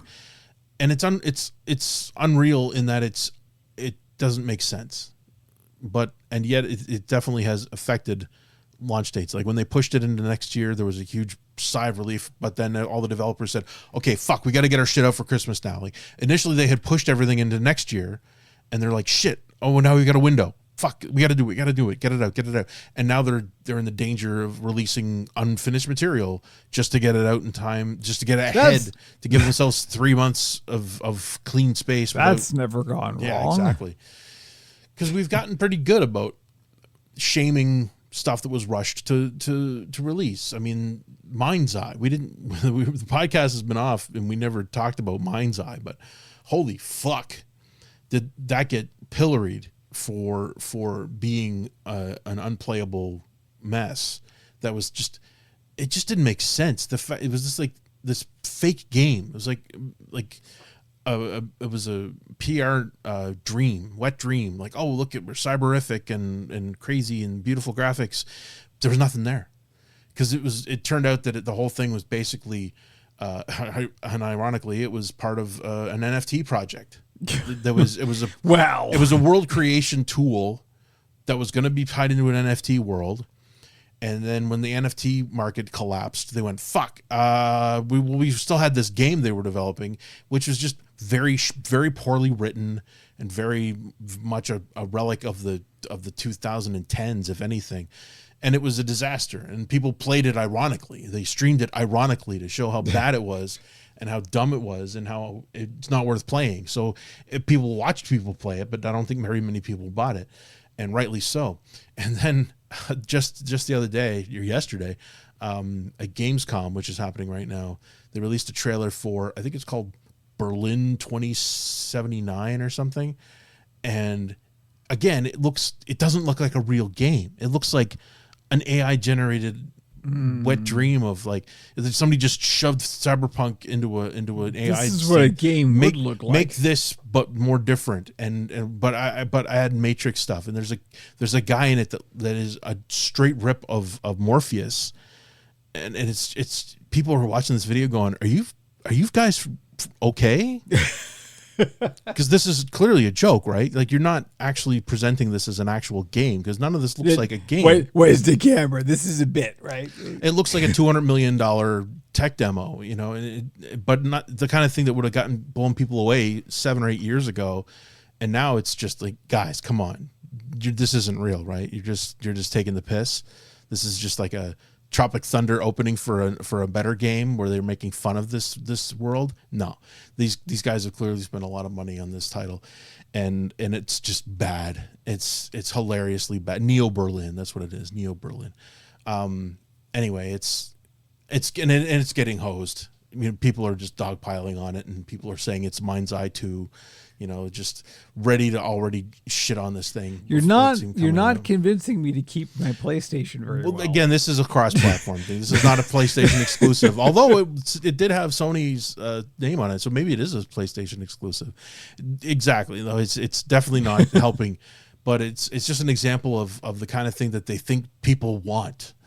And one of the stories coming out last week was that 18 to 24-year-olds have seriously cut their gameplay. It's like 30% less than it used to be, and that's got them terrified now.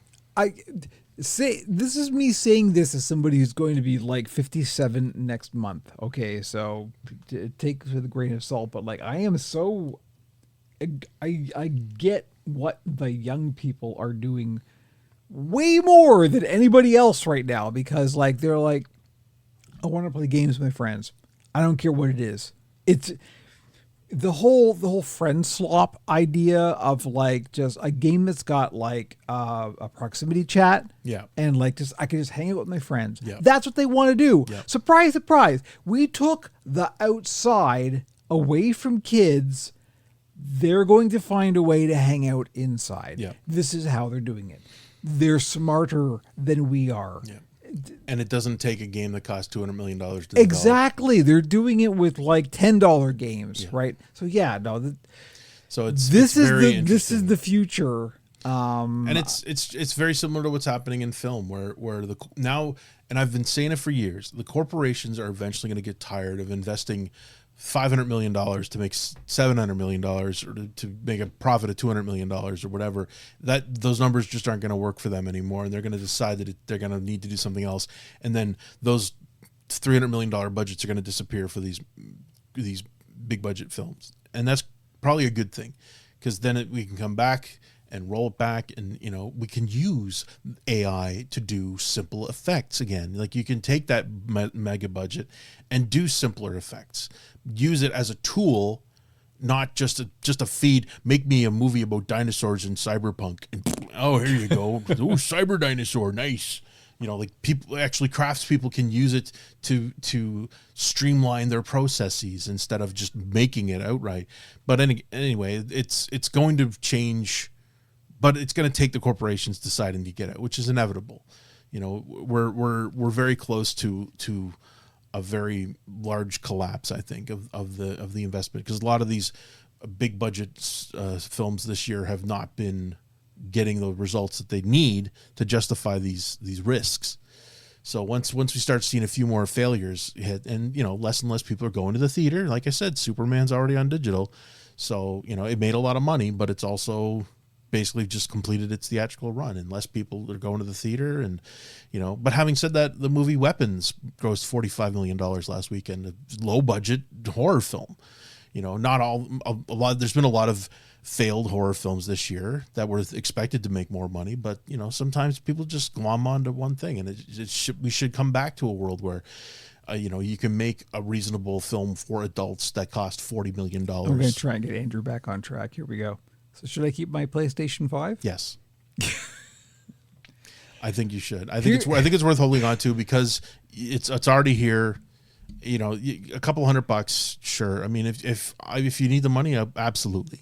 You're not going to have trouble, and you can replace it. I do kind of need the money, but not as so much that it's on the table, and if you come down to it, you're going to find somebody that's going to be willing to pay for it. I think what I need to do, what No Man's Sky needs to do is release a new whatever and give me a reason to go back in. And they've been updating it. Yeah, well, there hasn't been one in a while. There hasn't been one that I'm like, oh, okay, I need to play this. They just did a big update like a month ago. About that, yeah. I don't know that I played that. I've been shocked how often they've been. Oh, no, believe me, there's a whole other story here with the No Man's Sky thing. But they haven't done like an expedition. That's what they haven't done in a long time.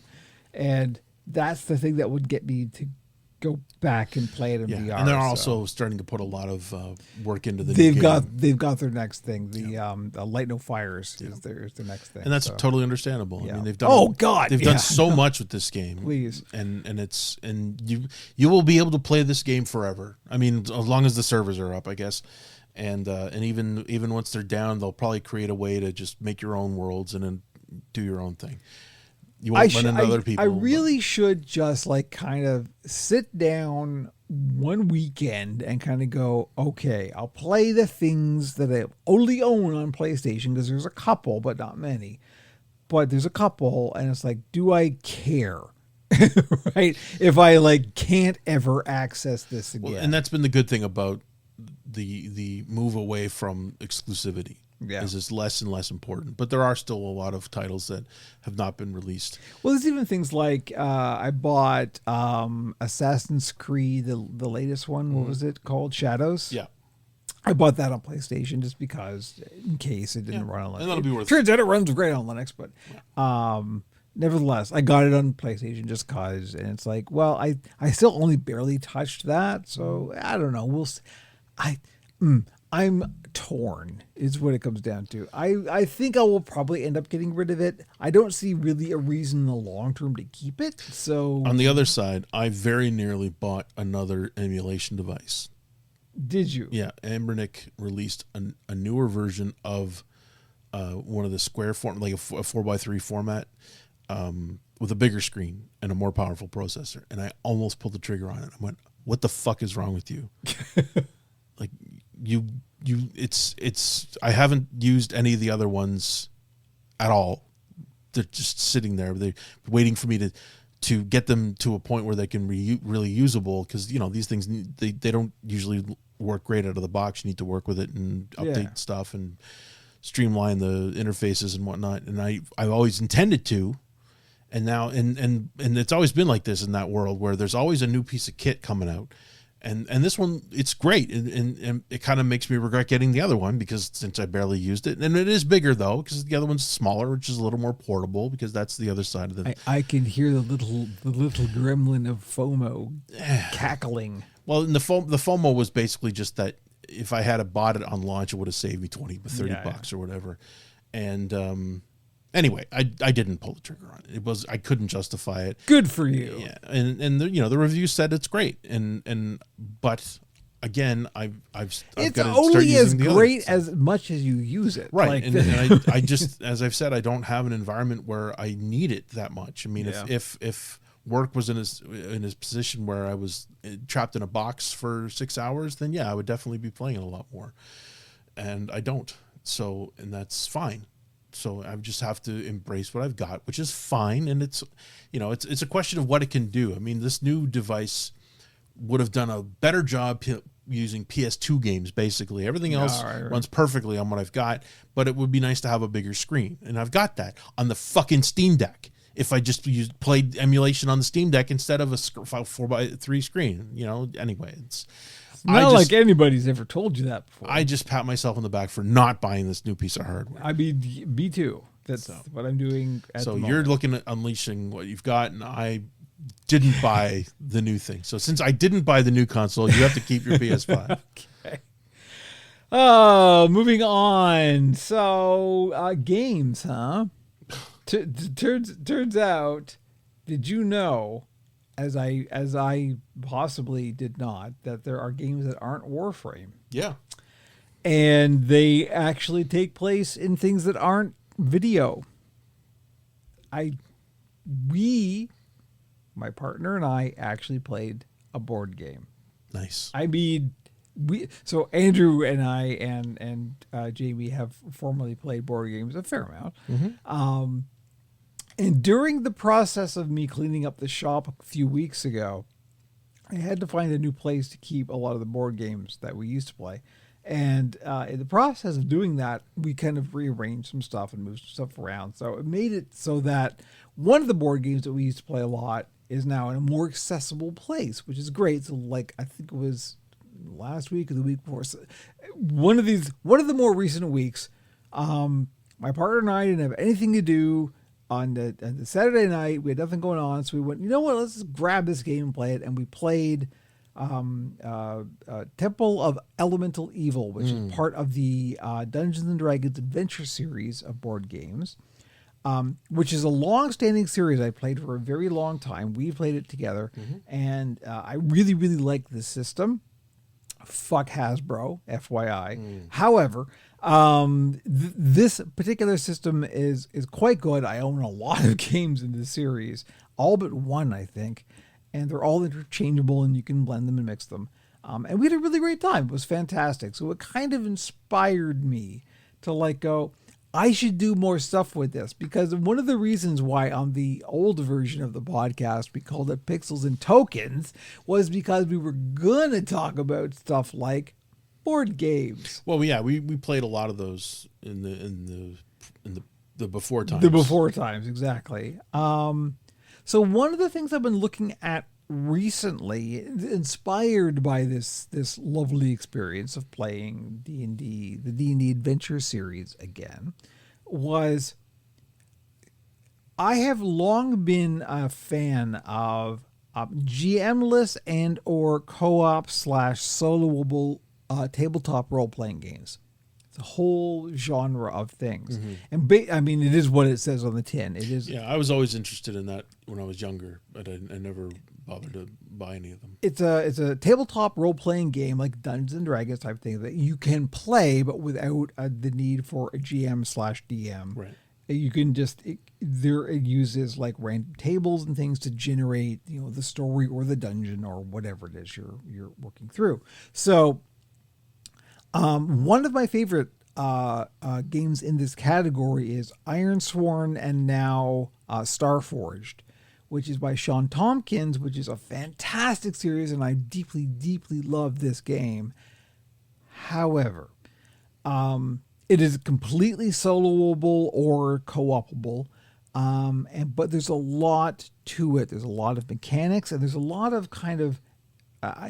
I almost hate to say it, but there's a lot of imagination needed when you bring it to the table. It kind of gives you a framework of rule set to work within, but you're kind of writing the story as you go along, and that's great, and that's fantastic, but it does require you to bring some spoons, as it were, to the table.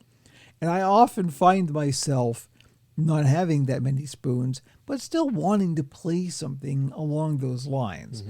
So what I've been looking at lately are like micro RPGs, like micro soloable RPGs that are literally in like a little zine format or a single page of rules that will just like generate a random dungeon, generate a character, go, right? And here's the rules, and they're very simple rules. There's a couple of dice rolls, and you can just like go through the dungeon or the adventure or whatever it is that you're doing in that particular game system, but like quickly and simply, and there's not a lot of prep. There's not a lot of like, you know what the next thing to do is. There's no question. It's just like a little micro game, basically. And there's a lot of those, first of all. And here's the great thing about them. There's a lot. They're very inexpensive. They're often by indie authors. A lot of them are on itch.io, and they're not expensive. So this is a really cool category of games that I've never really explored before, that I've started to look into now. And because of that, it gave me an idea to resurrect the series that I was planning on doing a long time ago, even before Operation Puppet, when we were still doing Operation Pug. I was going to do a series called Tabletop for One, which is about, tabletop role-playing games that you can play solo, of which there are a fair amount. But this is a very specific category of them. And I found quite a few that I really like the look of, and I'm going to start streaming them. Right. So this is the announcement of a whole new series that's coming to the Pixel and Puppets YouTube and /PeerTube channel called Tabletop for One. So the first game I think that I'm going to start playing on this is called Groton. And it is it's inspired by, if you know this genre, there's a famous game series called Mork Borg, which is like this sort of dark, almost a Dark Soulsy dungeon crawl game, but it is GM-less, it is soloable, it's very sort of like heavy metal themed kind of thing. It's a very dark oriented kind of thing. Very difficult rule set. That's the earmark of all of these soloable games is they're very punishing. They're very like hard to play. They're hard to win for logical reasons. I mean, if you just win every game and there's no challenge, right? There's also some flexibility there. But I've recently come across, there's quite a number of channels on YouTube that cover this kind of thing, but Lone Adventurer is the first thing that I've come across that's been like, they cover these kind of games specifically, and they pointed me towards Groton. And so I bought Groton. I even got the physical copy of Groton. And what I started to do was, because there's some physical components, there's like a tile set that generates the random dungeon. I started making my own custom version of that in Tabletop Simulator. So that's what we're going to be streaming. I'm going to be doing partially Tabletop Simulator and partially like physical, like dice rolls and stuff like that. We're going to be doing like a hybrid stream, but that's going to be really fun. I think that's really cool. I remember when you were setting up cameras to show dice rolls and stuff. One of the reasons that the build stream ended up existing, here's a fun tangent, is that I had already had a lot of the cameras and the video switching system and all that kind of thing set up, because what I was doing before I got into the puppet building stuff was I was streaming board game playing. Right. And so there was like, that was what I needed. I needed multiple cameras and multiple angles to do different things. And so if you go back and like search the YouTubes for Operation Pug, you will find me, an old version of me, playing like, well, specifically like these games, like Rebel Assault. You will find me playing Temple of Elemental Evil on stream using the camera system that I'm still currently using for the build stream. So it was a really good production setup. Something most of these streamers weren't doing. It worked really well, and so we're carrying on, but we're going to be doing that again for this kind of thing. So yes, that's great. Turns out there are games that aren't Warframe that are good and that I am currently playing. However, we're going to wrap it up here. I am still playing Warframe, of course. We'll do a little bi-weekly Warframe check-in. Warframe continues to be awesome. I'm really enjoying it. As Andrew was subjected to just before the podcast, I was cracking some relics as we went in. I still haven't busted it out yet, but I'm sure that'll happen soon. When you're ready, you come to me. Yep. You've got a mentor ready to explain. Once I finish this season of Diablo, I'll probably fire that up. I'm ready and waiting for when you are. But here's here's a little story. We've got a little journey to go on here. So, oh gosh, when we were in the before times, when in the not old podcast but slightly older podcast, before we took the hiatus, when I was talking about Warframe, I was in a clan. That clan was quite large, and as all large clans do, they had some drama. Surprise, surprise, and the clan kind of imploded. Yeah. Now, in the process of that happening, one of the members of the clan ended up joining the Operation Puppet Discord. Shout out Paragroot. And when that clan kind of imploded on itself because of drama, because it was really big, and most organizations of humans that are that big are going to have some kind of drama. This one just couldn't withstand the drama that it had. So it imploded, but like in the meantime, Paragroot had joined the Operation Puppet Discord, and we were like just hanging out. We became friends. It's all cool. And so when that happened, when the clan kind of fell apart, we went, well, we should just like start our own clan, because we were of a similar mindset in what we just want to enjoy the game. We don't want the drama. We don't want the nonsense. We're both grown-ups with lives. We just like want to play the game and enjoy it. So we started a new clan. So there is an official Operation Puppet Warframe clan called Pixels and Puppets in Warframe, to the point that we have our own logo in the game, which I fucking love. I cannot tell you how happy it makes me to see the Operation Puppet logo in the fucking game. Nice. It's awesome. Anyway, but me and Paragroot are really the only people who are active, and that was the thing. Yeah, like it was. We didn't want.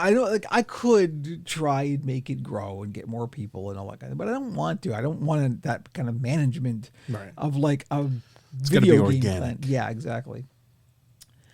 But one of the byproducts of having going from a very large clan to a very small clan was like suddenly chat is real quiet, because me and Paragroot are often playing at different times. We're both adults with lives. We play at different times, and so it's quiet is what it comes in. So it became a much less social vibe, right? So I started thinking like, well, what if because there are clans in Warframe, which are like, your standard clan in any other game, like guild or whatever. Right. But there are also alliances, which are basically clans of clans. Oh, like okay. Many clans can join together in an alliance. Right. Right. And so the game is structured to support that. Yeah, and there's no limit. There's no like, you have to be this big to have a clan or this big to have an alliance or whatever. It's whatever you want to do. It's all good. So, the fact that we've got like literally 3 people in our clan is fine. We have a clan. We have a dojo. We're putting research into the dojo. It's all good. No problem. There's no minimum amount that you need to hit.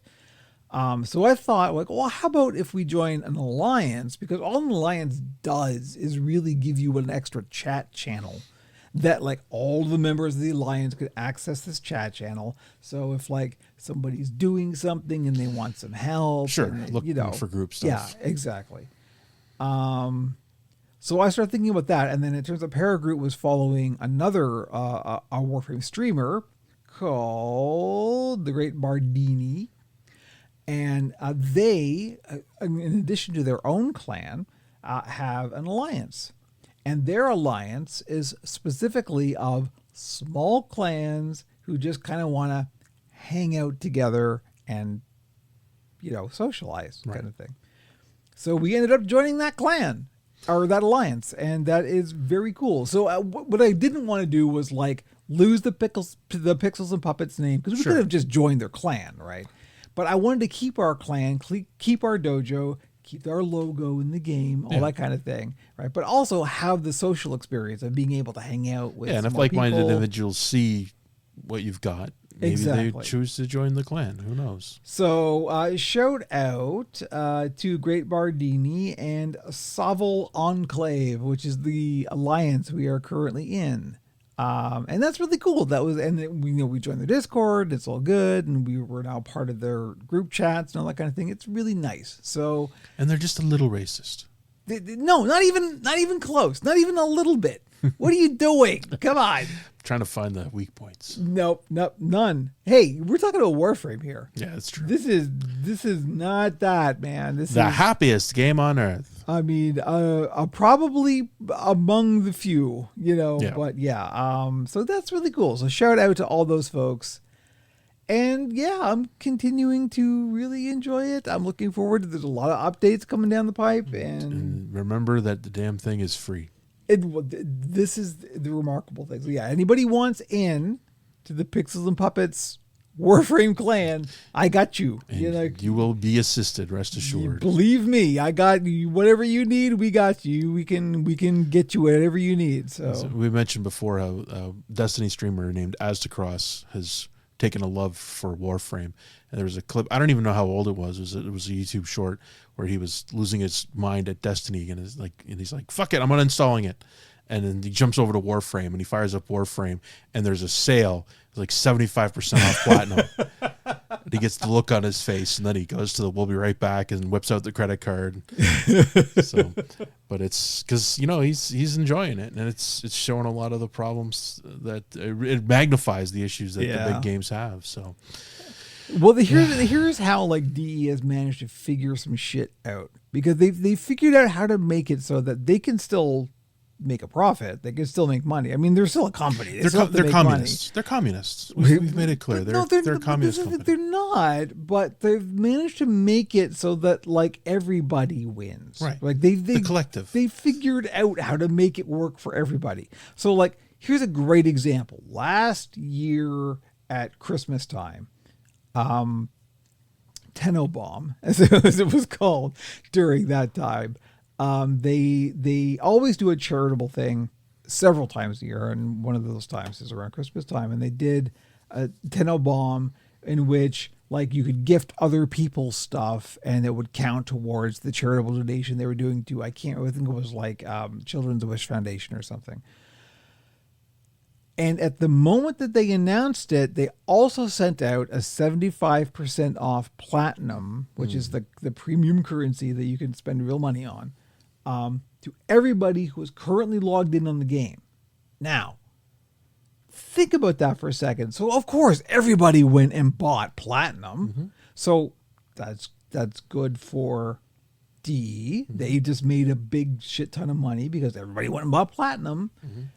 It's good for the people who bought the platinum because they got the cheap platinum, and it's good for the charity because the charity benefited from everybody giving those gifts because of the 75. I mean, this is how DE does shit. They figure it out so that like, it's not that they're not interested in making profit. Of course they are. They're a company.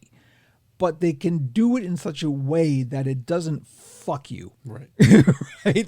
And that's the admirable thing I think about, and this is what keeps me playing the game is because knowing that this is the mentality that's behind that is like, nah, this is at least healthy. Yeah. Right. There's no exploitation. It's clear when there's like something that's like, and if you point that out, they will respond and they will probably correct it. That is the nature of the beast. So yeah.